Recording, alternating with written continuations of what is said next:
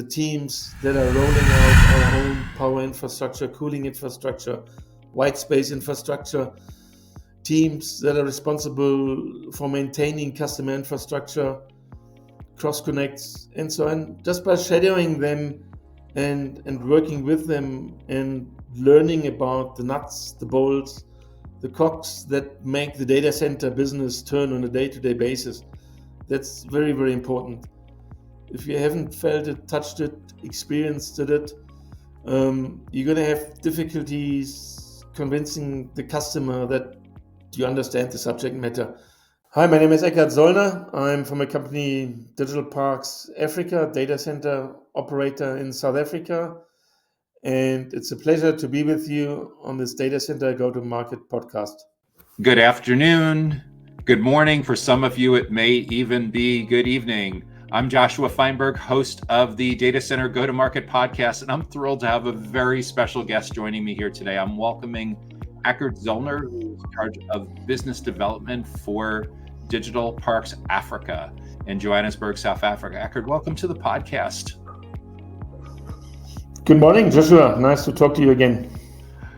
Nice to talk to you as well. It's great to have you here. I think what would be super helpful to start with is I'd like to learn a little bit more about how you ended up at this place in your career where you're running business development for a data center operator in South Africa. Was this something that you had always planned on? Is it something that you originally thought about when you were growing up and going to school, that someday you'd want to get into some aspect of sales in and around digital infrastructure, or did certain paths and decisions along the way lead you to this place?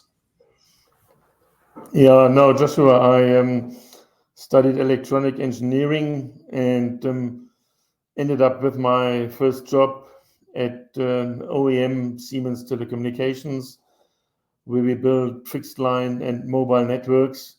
So I, from an early age, was involved in telecommunication infrastructure projects throughout my life. I've worked also a lot in the field of consumer endpoint technology, consumer device technology, in the IoT space that became very high growth market segment at some stage. So between those two industries, I've spent my professional life, and over time moved from a technical role through a technical sales role into more sales and marketing role, and ultimately into a business development role. And data centers started about here in South Africa probably about 16, 17 years ago. From my own journey, about 8, 9 years ago, I started getting involved in some initiatives to start build and commercialize carrier neutral data centers in South Africa. It's a very vibrant market ever since then. So what's super interesting about that is, coming from a much more technical background, like an engineering side, is the role of sales has really changed a lot in the last 3, 4, 5 years. We now see a lot more clients, especially technical clients like IT professionals, that are interested in doing a ton of research before they get to you. It used to be 10 years ago that a typical B2B buyer, especially around technology, would talk to a sales team when they were about halfway through their research and decision-making process. Now, fast forward ahead with about 10 years of digital transformation, a huge amount of people working from home for the first couple of years of the decade. And we're now to the point where a lot of that journey is over before vendor contact, before that first sales conversation. And the sales professionals that have figured out a way to get in early and be seen as an ally and a trusted advisor and an expert, and as a more of a consultant than someone who's just focused on a transaction of, in your case, like leasing space, selling a fractional part of some real estate and power and cooling and related telecommunications. The ones that are really succeeding are truly showing up as consultants and experts and trusted advisors, and in certain cases, even thought leaders. So that your background should be very well serving you to the place where buyers are at today, where they don't have a huge need for someone to just show up and read to them what's on the website. Yeah, very much so. I think, look, the sales journey traverses a number of areas really. In that, um, it's quite dangerous. Salespeople in our industry sometimes tend to get carried away too early, merely with technical aspects and technical elements. The sales journey really starts with a customer value proposition. Remember, any sale is an exchange of value. You give me your dollars, that those values are fairly easy and fairly well documented and understood, and I'm giving you a value in return. So it really starts by being able to put the benefits to the value in the head of the customer, to make sure that the customer understands the benefits are clear. And then it often afterwards, sometimes with the same people, sometimes with different people in an organization, moves into a technical consultative process, really.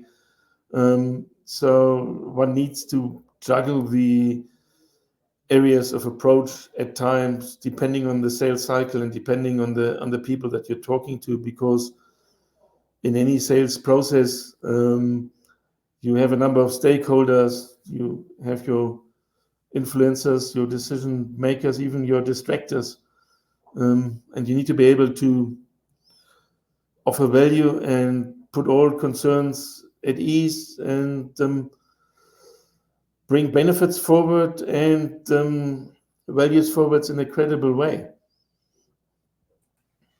Yeah, I think that's for sure an area that a lot of people overlook. Is not only is it showing up as a consultant and more as a teacher and more as an expert, but being able to contextualize that education and discovery process and exploratory process for different kinds of stakeholders that are involved. A lot of times people come to me and they ask for advice on how to get to the decision maker, as if it's just one single magic person that's going to green light and sign off the purchase. And I see you smiling. It's gotten to the point where even if you do get that magic 5 or 10 minute meeting with the C-level person who is the ultimate sign off, people have gotten so much more risk averse that they'll almost certainly kick it back to their team, the people that work for them, and say, here, go build consensus among them and figure out if you're a good fit. And if they're in agreement, then yeah, we'll come back and we'll talk about this today. So yeah, it's different people, different viewpoints. And you mentioned even detractors that if you think about like your buyer personas, you might have a primary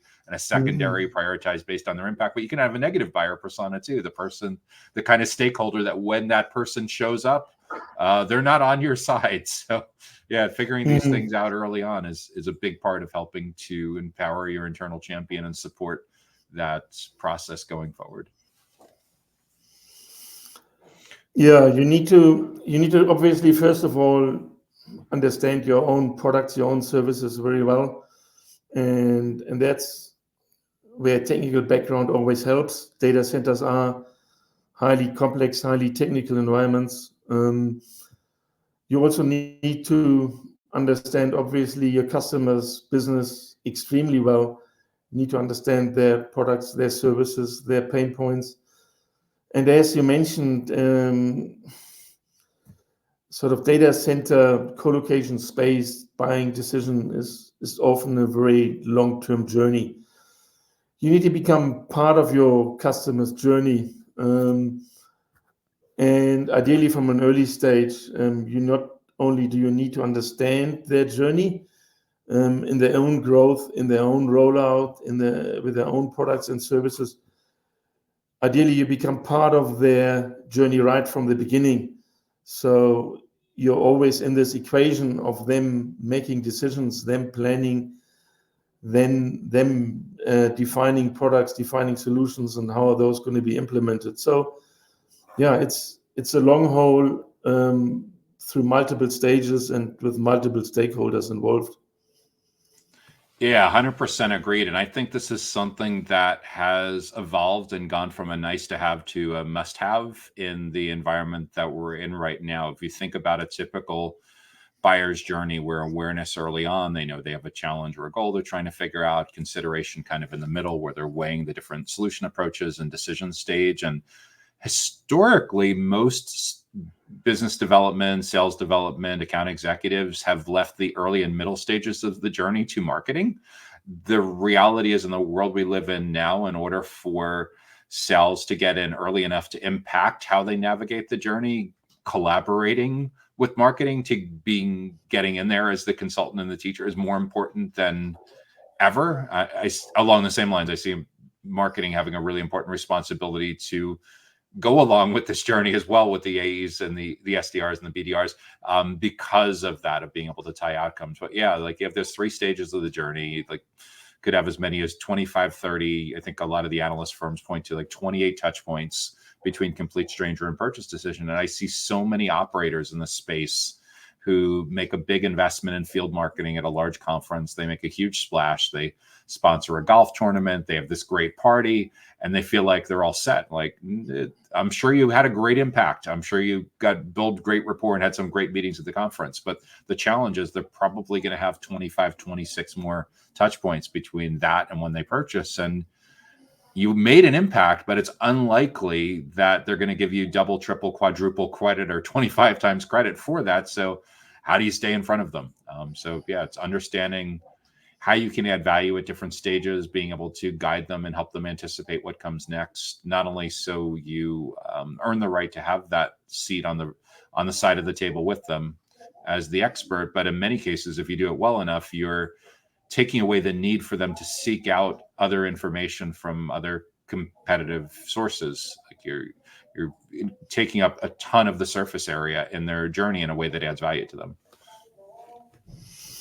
Yeah, and marketing is good and very, very important for brand visibility, brand credibility, and those items. At the end of the day, people buy from people. And whilst the online world currently is more and more influencing the buying process, we are seeing that people are asking or enjoying the convenience of the online world. They're enjoying their own discovery process, their own learning process at their own pace, at their own time, on demand, as and when they are able to perform certain functions, get information online. At the end of the day, people always need to step back in and connect with each other. Ultimate trust is fundamentally only built through personal relationships and people relationships. And as you mentioned, multiple and multi-layer people relationships. So on both sides, it involves a team of people, a well-oiled team that works together across different functions of sales, of business development, of commercial, of technical. That really gives the customer a comfort factor. And the credibility,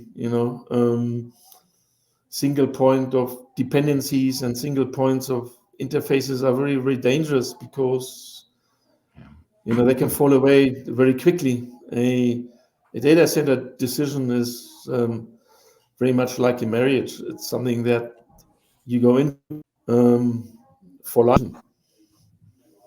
Yeah, for sure. It's long term, and trust is a huge part of that. A lot of times people ask for advice too on how they can improve their brand. And I first start by explaining that 10 years ago, the brand was the domain of a creative director, and they focused on things like the brand colors and the logo and the fonts. And the reality now is the brand is everything that the marketplace says about you and your company when you're not in the room.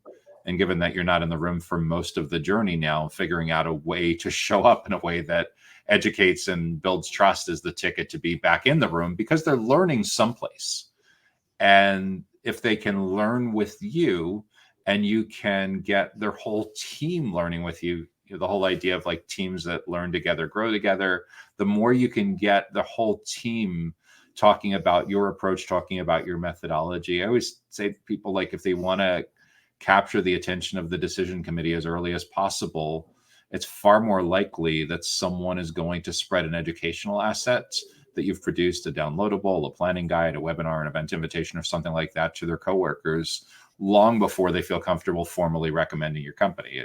So yeah, all of these are great when it comes to like targeted accounts and account-based marketing. Like all of it makes a huge difference. The challenge for a lot of companies is these are big cultural changes that often require, and a small to mid-sized company, like starting at the top, and a much larger company, maybe it's a chief revenue officer or chief commercial officer. But yeah, it's a big generational changes that are going on. Yeah, absolutely. And over and above that, you need to make sure that you provide sufficient differentiation in the mix. We all being flooded with marketing from millions of angles every single day, and digital media, our way of lives, our way of work, makes us exposed to more targeted marketing.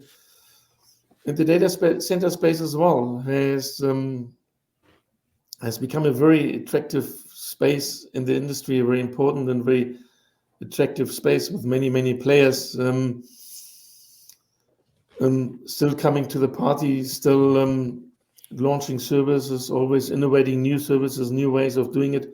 So it's a very competitive space. So differentiating the service message, differentiating the value proposition, staying focused on specific customer segments become very important key criteria of a strategy that needs to be understood, synchronized, and implemented almost like a razor sharp pencil needs to be. Yeah, the differentiation is such a huge part of staying out of commoditization. I saw in the early 2010s a lot of web hosting companies and managed service providers dealing with this. I see a lot of smaller co-location companies struggling with this.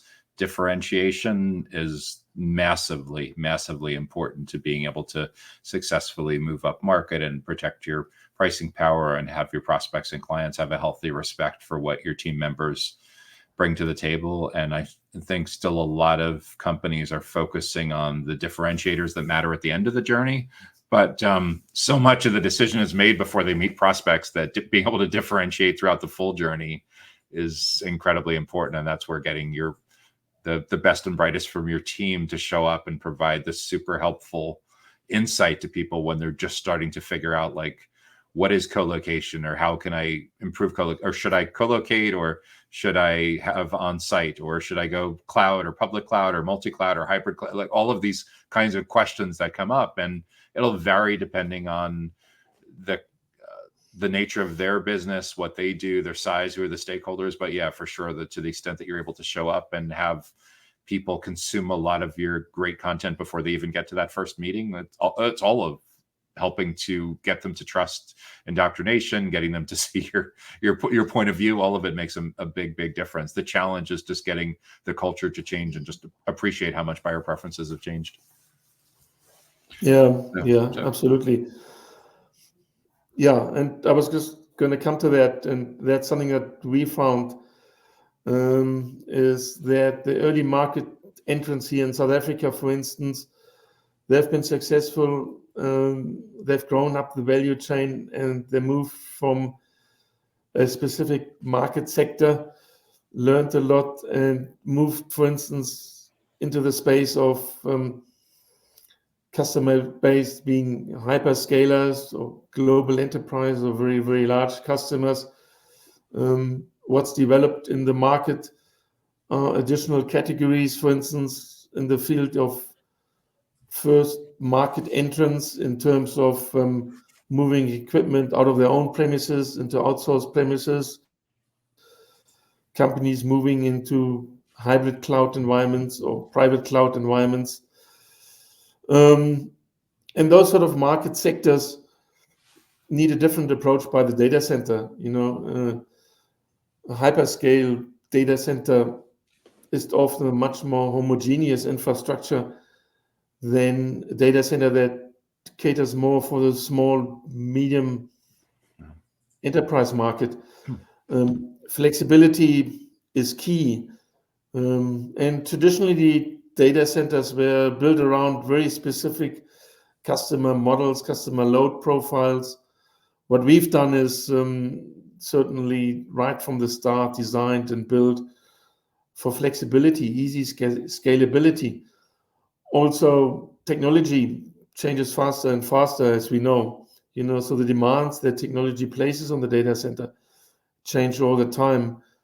10, 15 years ago, that wasn't the case. It's people in exaggerated views sort of had this picture of this mainframe, and the data center caters for a couple of mainframes type loads, and that's it, and that's how they're designed. No, but today's environment is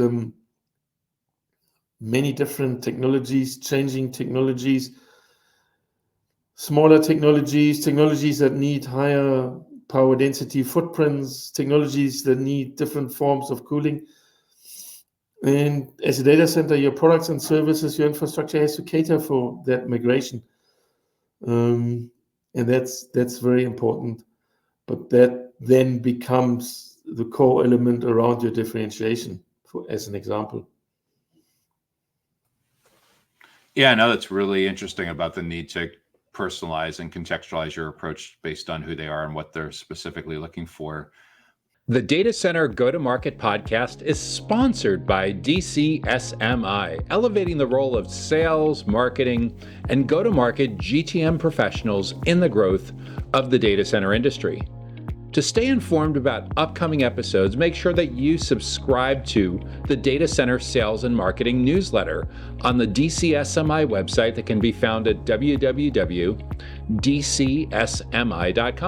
Again, that URL is www.dcsmi.com.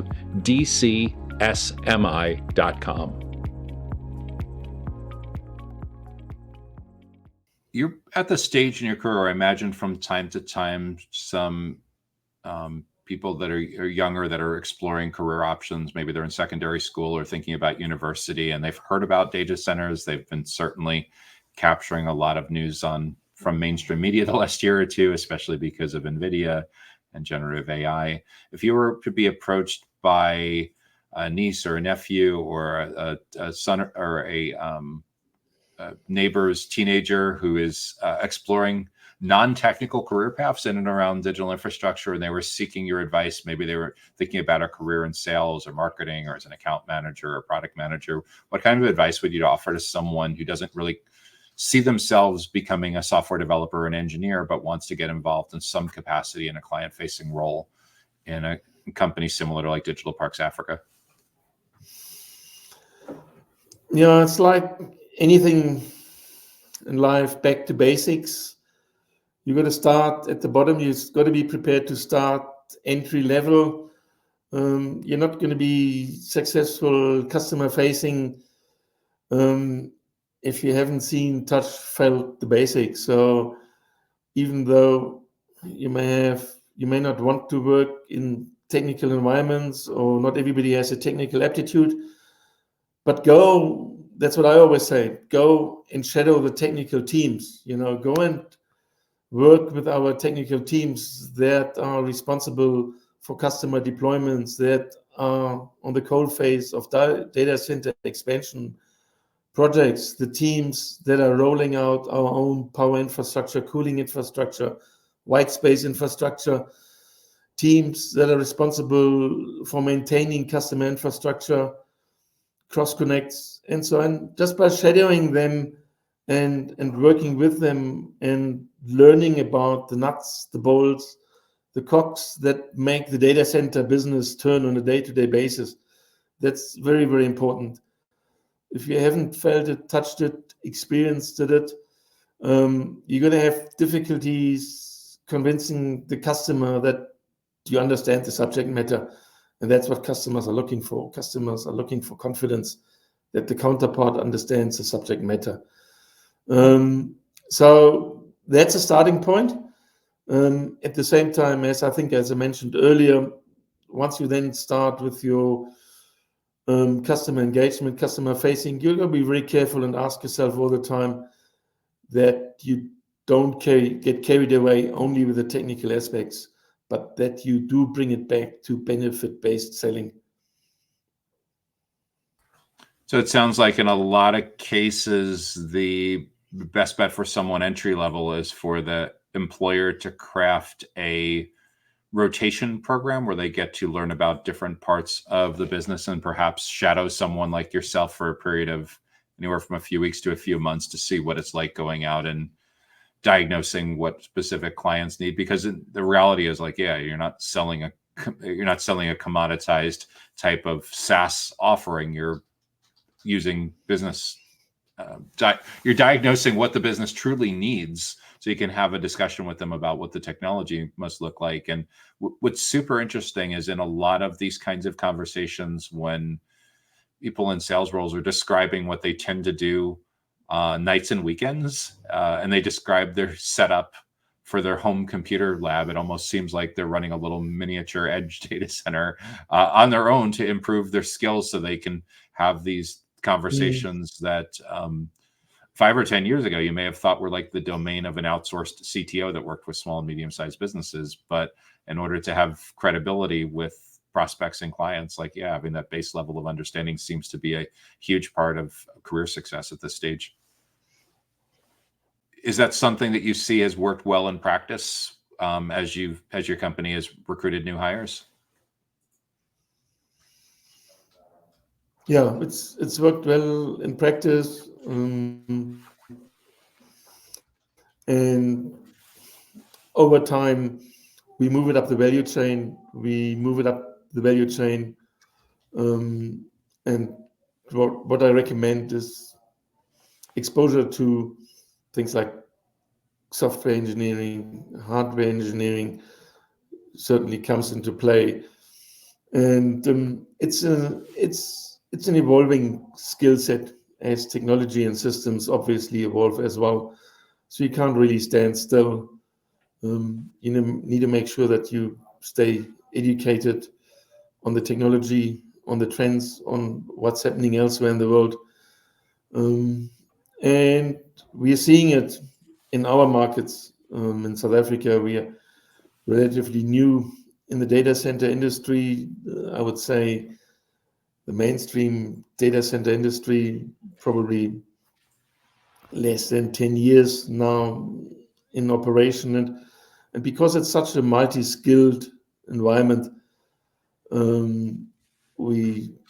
are few skills to go around, and we're always looking for new skills to come in, but we don't yet have a solid foundation in our educational institutions that actually bring those skills out into the industry as a focused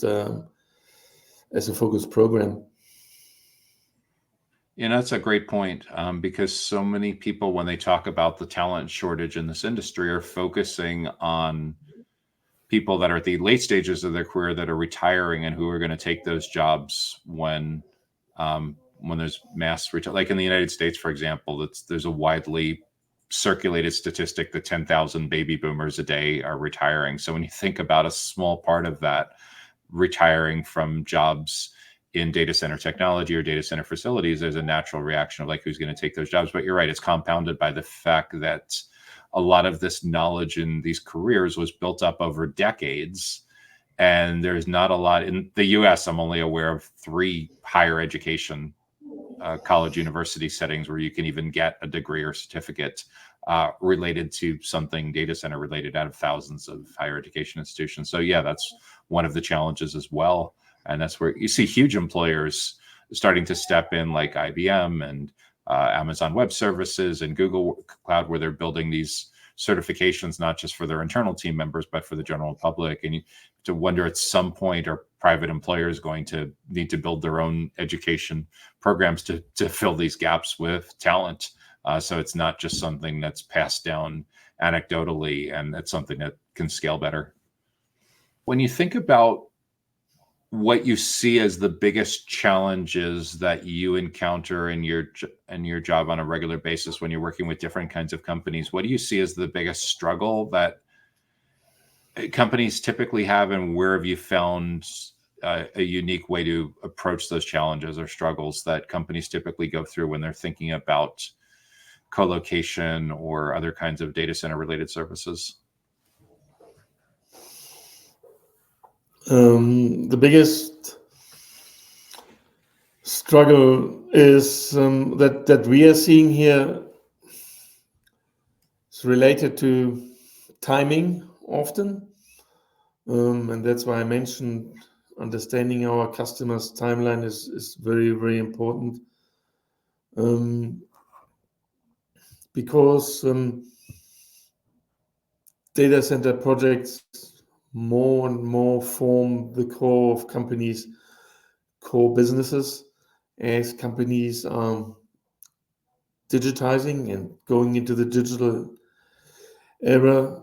It's quite a significant step for them to trust that environment, and to move away from processes in the way they used to be doing things to new processes and ways of doing things. That takes a lot of time and takes some experimentation, takes some work. It's a long-term process, and one's got to be prepared to walk that road with the customer.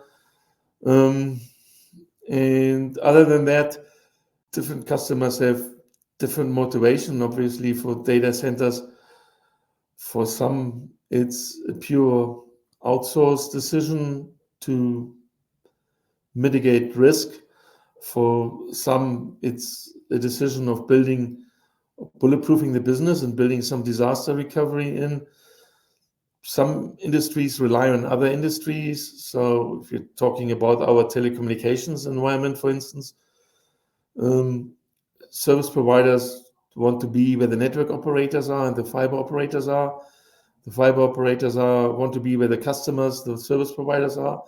So it can become a bit of a vicious cycle, chicken and egg situation that one needs to break, find ways of overcoming.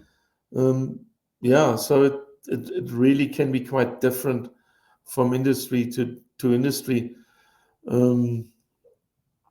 Cloud providers are looking for maximum connectivity,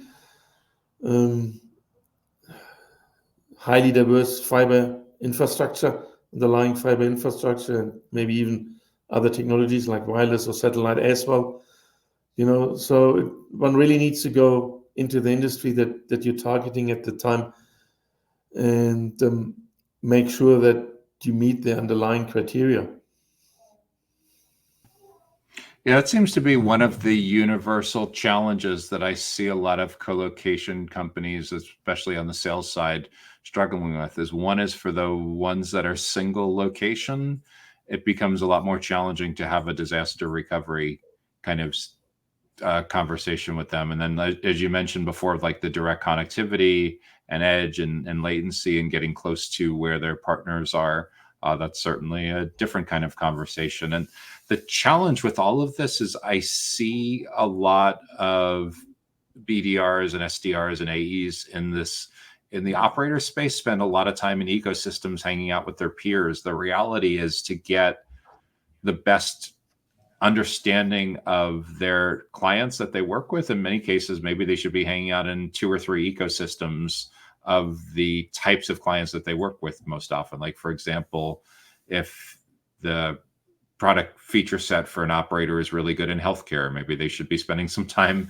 at healthcare technology conferences. If they're really big with working with manufacturing companies, maybe they should be upskilling and becoming more deeply knowledgeable about the technology challenges that IT directors and manufacturing companies face, whatever. So like, there's a lot of this of figuring out whether to be the generalist, whether to specialize, what gives the clients the most value. And it's a challenging area to navigate, because in a lot of cases, it's like this is true go-to-market. It's like hanging out with your product person. It's figuring out where clients are most successful. It's figuring out where you can be most successful in making investments with a long-term time horizon, with a lot of times uncertainty, because these contracts are usually multi-year. There's a lot of decision makers that are typically involved. So the timeline can be so long that some of the people on your decision committee may not be on the decision committee by the time they're making a decision, because they've transitioned to another employer. So yeah, there's a lot of it feels almost like the head spinning that goes on in multivariable calculus, where you have all these balls in the air at once and you're just trying to figure out how to make sure that enough of them stay in the air to keep the opportunity progressing.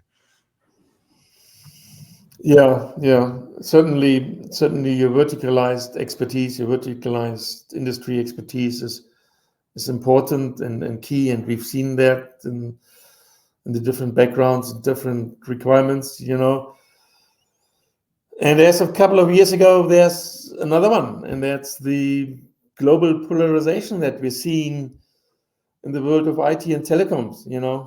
Customers from Asia don't want to see infrastructure out of the US, and customers of the US don't want to see infrastructure out of Asia. We never know what comes along, what gets thrown our way. We need to find solutions to deal with it. Yeah, for sure. It's very, very dynamic, and there's certain regions where regulation is certainly, especially in the European Union right now, but in other regions of the world, there's things for sure that pop up that are at the intersection of geography and regulation that force certain decision-making processes and investments on the part of a data center operator that may either make your company qualified or instantly disqualified based on being able to meet certain compliance requirements. With all of this in mind, Eckart, I'm really curious to get your thoughts on how you see the role of a business development person changing in the data center operator space with a 2, 3, 4-year time horizon out from now. If you look into your crystal ball, do you envision much change in what you do on a daily, weekly basis over the next 2, 3, 4 years? Or do you see a lot of similar kinds of activities, a lot of interest, similar kinds of time investments, a lot of similar kinds of interactions?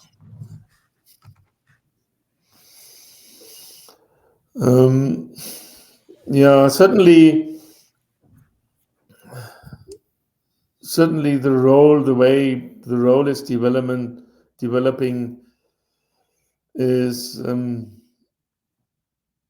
one needs to dive into macroeconomic trends in a much broader level and much broader scope. The business, the industry, the world that we work in is forged by global developments, global environments. On the regulatory front, on the licensing front, on the legislative front. So it's becoming very important and more important to broaden an outlook to at least a 3-5-year horizon. It's difficult enough sometimes in the industry to plan 3 to 6 months ahead, but at the same time, you need to be able to do both and be able to have a longer term outlook and understand the dynamics of what's happening in other markets, the forces of globalization that are being driven by technology and by user behavior versus the forces of nationalism and data sovereignty, for instance, are very important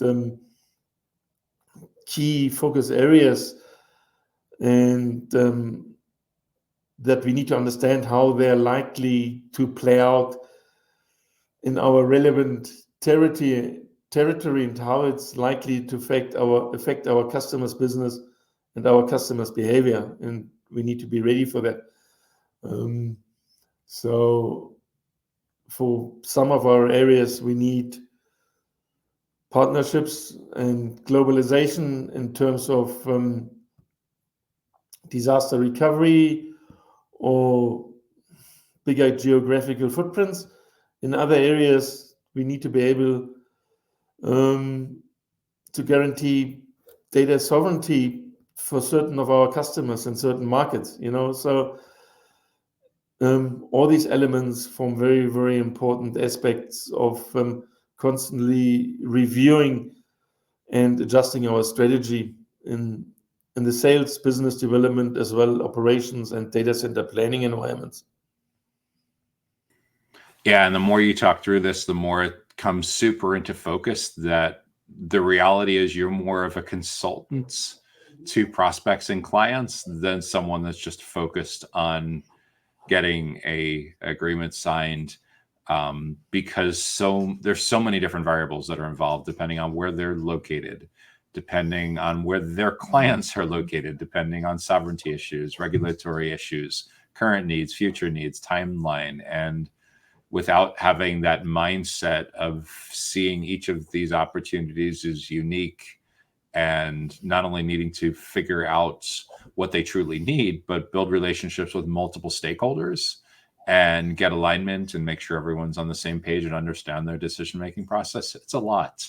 I think a lot of times people underestimate the complexity of being in a sales-related role in this space. And and just when you think you have it figured out, new angles, new changes come along that force you to rethink and revise and regroup. So yes, it's been really, really helpful.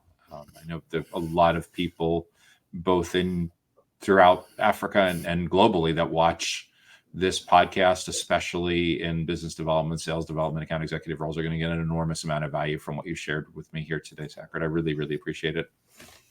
Thank you, Joshua, and thanks for your input. And always great, to be able to tap into your experience and insights from other parts of the world. It's my pleasure, Eckart. If somebody wants to follow what you're working on or reach out to you or get in touch, is LinkedIn a good place for that, to reach you? Yeah, LinkedIn. Both our business and myself, we're quite active on LinkedIn, so that's probably the best that I would recommend. For learning about Digital Parks Africa as well, to include a link to that's correct. Yes. The LinkedIn company page. Yes. We'll include both of those, both to your personal profile and your the company profile for Digital Parks Africa. This has been terrific. I've been speaking with Eckart Zollner, who runs business development for Digital Parks Africa and Johannesburg, South Africa. Thanks so much, Eckart. Really appreciate it. Thanks, Joshua. The Data Center Go-to-Market podcast is sponsored by DCSMI, elevating the role of sales, marketing, and go-to-market GTM professionals in the growth of the data center industry. To stay informed about upcoming episodes, make sure that you subscribe to the Data Center Sales and Marketing newsletter on the DCSMI website that can be found at www.dcsmi.com. Again, that URL is www.dcsmi.com.